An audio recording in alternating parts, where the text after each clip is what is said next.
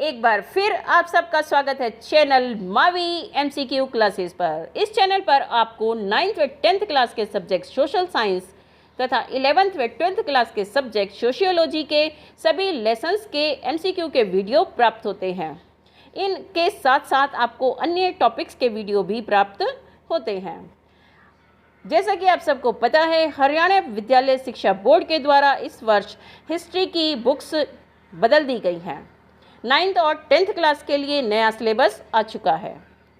नए सिलेबस में 10th class के लिए हिस्ट्री की बुक का नाम है भारत एवं विश्व और इसी का फर्स्ट चैप्टर है सरस्वती सिंधु सभ्यता। इसी चैप्टर के एमसीक्यू की वीडियो आज आपको इस चैनल पर मिलेगी। तो चलिए जल्दी से चैनल को सब्सक्राइब कर लीजिए यदि अभी तक आपने चैनल को सब्सक्राइब नहीं किया है। आइए वीडियो शुरू करते हैं। भारत की पहली नगरीय सभ्यता का उदय किन नदियों के उपजाऊ मैदानों में हुआ था? गंगा यमुना नदियों के उपजाऊ मैदानों में, सिंधु सरस्वती नदियों के उपजाऊ मैदानों में, कृष्णा कावेरी नदियों के उपजाऊ मैदानों में या गंगा ब्रह्मपुत्र नदियों के उपजाऊ मैदानों में? और इसका सही उत्तर है सिंधु सरस्वती के उपजाऊ मैदानों में। सिंधु नदी आज भी बहती है जबकि सरस्वती नदी विलुप्त हो चुकी है। प्रश्न नंबर 2, प्रथम भारतीय नगरीय सभ्यता को किस नाम से जाना जाता है? सरस्वती सिंधु सभ्यता, सिंधु घाटी की सभ्यता, हड़प्पा सभ्यता या उपरोक्त सभी नामों से? इसका सही उत्तर है उपरोक्त सभी नामों से। इसे सरस्वती सिंधु सभ्यता के साथ साथ सिंधु घाटी की सभ्यता व हड़प्पा सभ्यता भी कहा जाता है। प्रश्न नंबर 3, सर्वप्रथम 1921 में किस नगर की खोज दयाराम साहनी ने की थी? हड़प्पा, जो कि वर्तमान में पाकिस्तान में है। मोहनजोदाड़ो, ये भी वर्तमान में पाकिस्तान में है। राखीगढ़ी, जो भारत के हरियाणा राज्य में है, और लोथल, ये भी गुजरात राज्य में स्थित है। कि इसमें से किसकी खोज दयाराम साहनी ने की थी 1921 में? सही आंसर है हड़प्पा। प्रश्न नंबर 4, 1922 में सरस्वती सिंधु नदी के महत्वपूर्ण नगर मोहनजोदड़ो की खोज किस पुरातत्वविद द्वारा की गई? दयाराम साहनी, राखालदास बनर्जी, चार्ल्स मैसन या कनिंघम? इसका सही उत्तर है राखालदास बनर्जी। प्रश्न नंबर 5, सरस्वती सिंधु सभ्यता का क्षेत्रफल अथवा विस्तार कितना था? 32,87,263 वर्ग किलोमीटर या 2,15,000 वर्ग किलोमीटर या अथवा 44,212 वर्ग किलोमीटर? उपरोक्त में से कोई नहीं।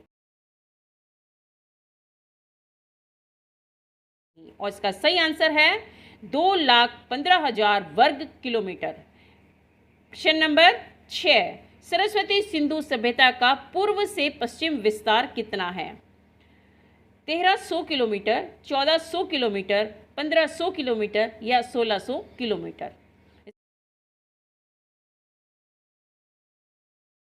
इसका सही उत्तर है 1600 किलोमीटर। ये इसकी लंबाई और इसकी जो चौड़ाई है, अर्थात उत्तर से दक्षिण का विस्तार जो है वो है 1400 किलोमीटर। प्रश्न नंबर 7, सरस्वती सिंधु सभ्यता का सबसे पूर्वी विस्तार कौन सा नगर था? आलमगीरपुर उत्तर प्रदेश, सुतका-गेंगडोर अफगानिस्तान, दायमाबाद महाराष्ट्र या मांडा जम्मू कश्मीर? इसका सही उत्तर है आलमगीरपुर उत्तर प्रदेश, सबसे पूर्वी विस्तार। प्रश्न नंबर 8, कालक्रम की दृष्टि से सरस्वती सिंधु सभ्यता को कितने चरणों में बांटा गया है? 2, 3, 4 या 5? इसका सही उत्तर है 3। सरस्वती सिंधु सभ्यता को हम 3 चरणों में विभाजित करके उसका अध्ययन करते हैं। प्रश्न नंबर 9, पुरातत्वविद प्राचीन अवशेषों का काल निर्धारण किस पद्धति के माध्यम से करते हैं? अर्थात किसी भी प्राचीन वस्तु जो हमें प्राप्त होती है, जो अवशेष प्राप्त होते हैं, उसकी अवधि किस प्रकार से निर्धारित करते हैं, कैसे निर्धारित करते हैं कि वह कितनी पुरानी है? लिखित प्राचीन दस्तावेजों के आधार पर या अभिलेखों के आधार पर, रेडियो कार्बन डेटिंग के आधार पर, विद्वानों के अनुमान के आधार पर या उपरोक्त सभी के द्वारा। इसका सही उत्तर है रेडियो कार्बन डेटिंग के आधार पर। प्रश्न नंबर 10, सरस्वती सिंधु सभ्यता से संबंधित पूरा स्थल कालीबंगा किस प्रदेश में स्थित है? राजस्थान, गुजरात, उत्तर प्रदेश या पंजाब? और इसका सही उत्तर है राजस्थान। प्रश्न नंबर 11, सिंधु घाटी के घर किससे बनाए जाते थे? पकी हुई ईंटों से, बांस से, पत्थर से या लकड़ी से? और सही आंसर है पकी हुई ईंटों से। प्रश्न नंबर 12, सिंधु सरस्वती सभ्यता के किस स्थान से विश्व विख्यात धातु की नर्तकी की मूर्ति प्राप्त हुई है? मोहनजोदड़ो से, हड़प्पा से, कालीबंगा से या राखीगढ़ी से?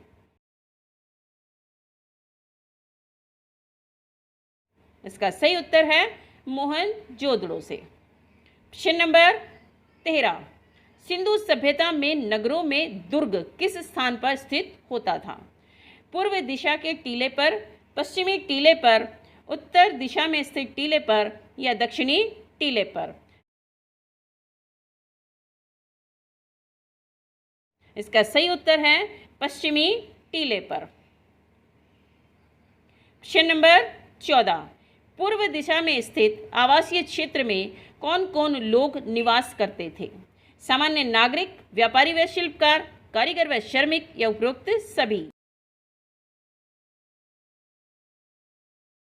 इसका सही उत्तर है उपरोक्त सभी। प्रश्न नंबर 15, सरस्वती सिंधु सभ्यता वासियों की कलात्मक रुचि का पता किससे चलता है? पत्थर, धातु और मिट्टी की मूर्तियां, मोहर व मनके, मिट्टी के बर्तन और आभूषण, उपरोक्त सभी?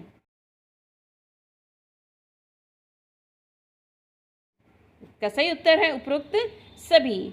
इन वस्तुओं पे उनके द्वारा, उस सभ्यतावासियों के द्वारा कलाकारी की गई है। प्रश्न नंबर 16, सिंधु सभ्यता की मुहरें किस आकार की हैं? आयताकार या चौकोर, त्रिभुजाकार, गोलाकार या उपरोक्त सभी?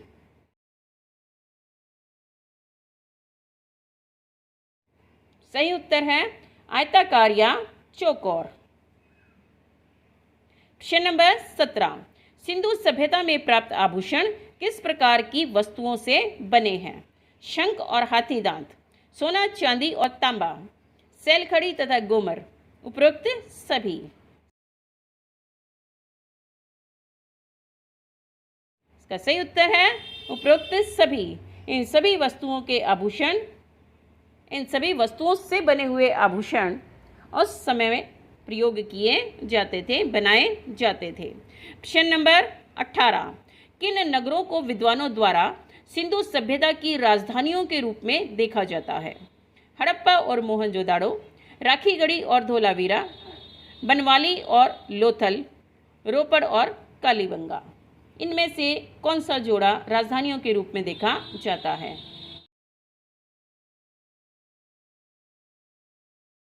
उत्तर है हड़प्पा और मोहनजोदाड़ो। प्रश्न नंबर 19, नगर दुर्ग में कौन निवास करता था? शासक वर्ग, संपन्न व्यक्ति, उपरोक्त दोनों या उपरोक्त में से कोई नहीं?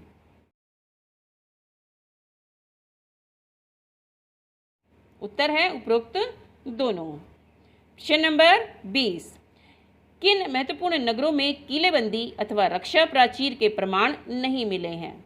रक्षा प्राचीर का मतलब नगर को सुरक्षित रखने के लिए बनाई गई दीवार। किस प्रकार की दीवार कहाँ नहीं मिली है? कालीबंगा और बनावली, लोथल और रोपड़, हड़प्पा और मोहनजोदड़ो या उपरोक्त सभी स्थानों पर?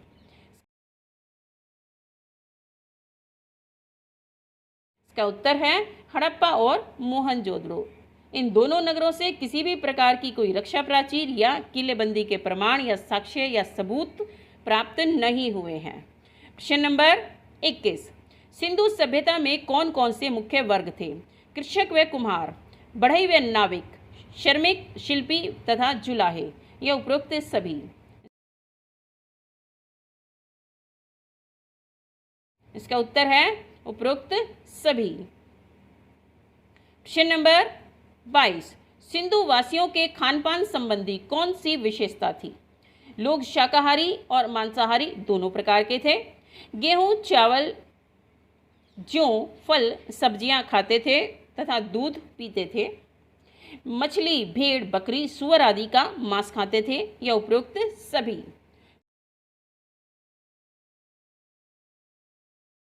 इसका उत्तर है उपरोक्त सभी।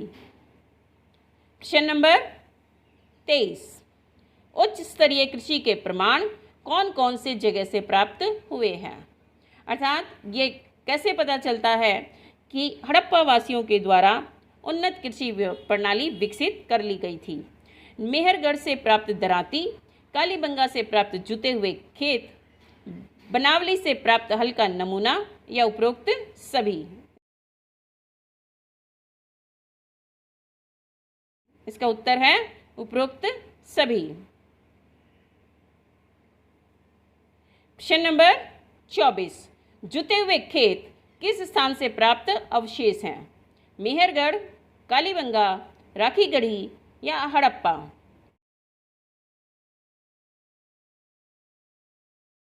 उत्तर है कालीबंगा। प्रश्न नंबर 25, प्रसिद्ध स्नानागार किस पुरास्थल से प्राप्त हुआ है? हड़प्पा, मोहनजोदड़ो, कालीबंगा या राखीगढ़ी? इसका उत्तर है मोहनजोदड़ो। प्रश्न नंबर 26, निम्नलिखित में से कौन से उद्योग अधिक विकसित थे? मिट्टी के बर्तन बनाने का कारखाना, ईंट उद्योग, वस्त्र उद्योग, उत्कीर्ण शिल्प या उकेरा हुआ या उभरा हुआ शिल्प? उपरोक्त सभी।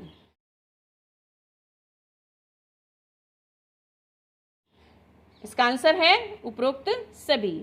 ये सभी प्रकार के उद्योग अत्यंत विकसित अवस्था में थे और इसीलिए इस सभ्यता को नगरीय सभ्यता भी कहा जाता है। प्रश्न नंबर 27, समुद्री मार्ग से व्यापार का प्रमाण कहाँ से प्राप्त होता है? मतलब किन चीज़ों से पता चलता है कि इस सभ्यता के लोग समुद्री मार्ग से भी व्यापार करते थे? ऑप्शन है मोहनजोदाड़ो से प्राप्त मुहर पर अंकित नाव से, लोथल से मिले मिट्टी की नाव के खिलौने, उपरोक्त दोनों से। यह समुद्री मार्ग से व्यापार का कोई प्रमाण नहीं मिला है। इसका सही उत्तर है उपरोक्त दोनों से। प्रश्न नंबर 28, हड़प्पा वासी किसकी पूजा करते थे? मातृ देवी या मातृ शक्ति की, पशुपति शिव की, वृक्ष पूजा जिसमें पीपल की पूजा की जाती थी, या उपरोक्त सभी?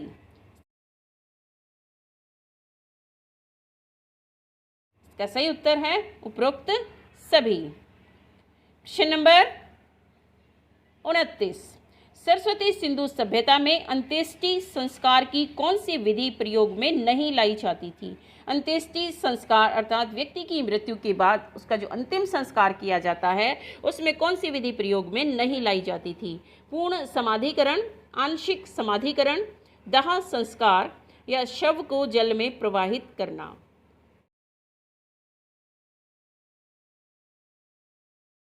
इसका सही उत्तर है शव को जल में प्रवाहित करना। यह प्रयोग में नहीं लाई जाती थी। प्रश्न नंबर 30, सिंधु सभ्यता के पतन के क्या कारण थे? प्रशासनिक स्थिरता, जलवायु परिवर्तन, बाढ़ और महामारी, उपरोक्त सभी?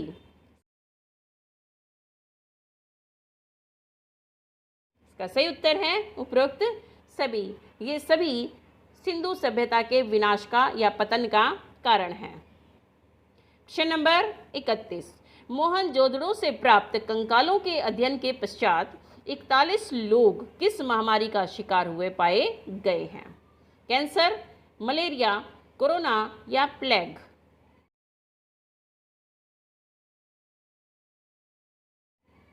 इसका उत्तर है मलेरिया। मोहनजोदाड़ो को मृतकों का टीला कहा जाता है, जो कि इसका शाब्दिक अर्थ है।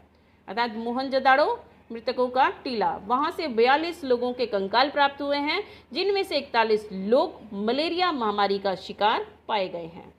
प्रश्न नंबर 32, हड़प्पा किस नदी के किनारे स्थित है? रावी, चिनाब, झेलम या सिंधु? इसका उत्तर है रावी नदी।